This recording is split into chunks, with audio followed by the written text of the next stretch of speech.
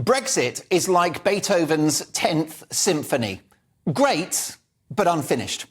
Which takes me to Northern Ireland and a policy mechanism, the so-called Northern Ireland Protocol, which plonks a border down the middle of our country via the Irish Sea. It was never fit for purpose, but it was the concession which got a free trade deal with the European Union across the line.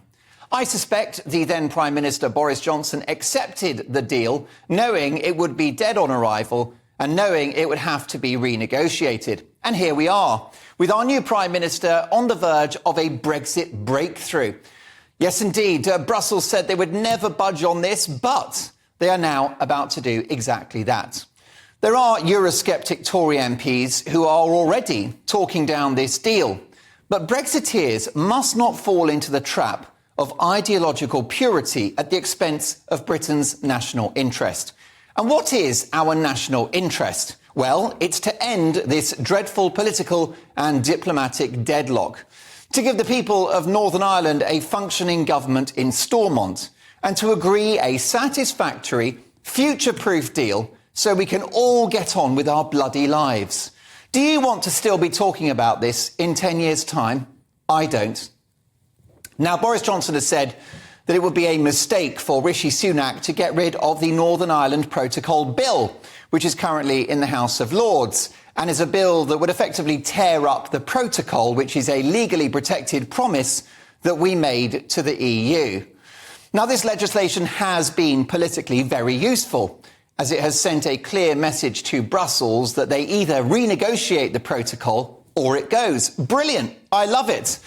But for Johnson to say that no agreement with the EU and the diplomatic, political and trade war that would ensue is better than a negotiated agreement is reckless, wrong and unhelpful. But we would expect nothing less from the blonde bombshell.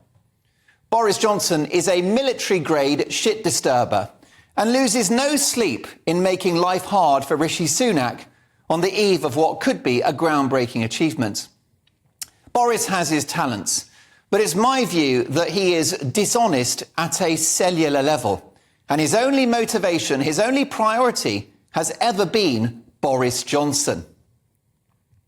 In the end, my prediction is that a renegotiated protocol, the manifestation of a compromise on both sides, and one just good enough to satisfy unionist communities and most Tory backbenchers, will succeed.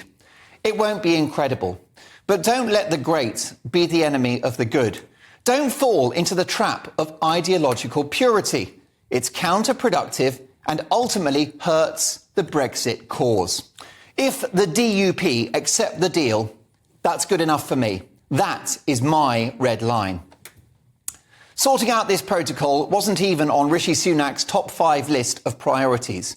And yet, resolving it will be his first political triumph, demonstrating statecraft, negotiating prowess and sheer determination.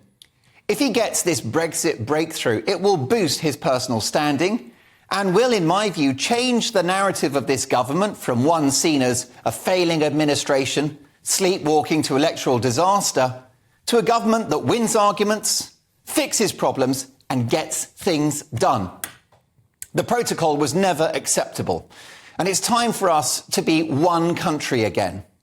I'm hopeful that's what the Prime Minister will achieve this week. Let's see. To his credit, Boris Johnson got Brexit done.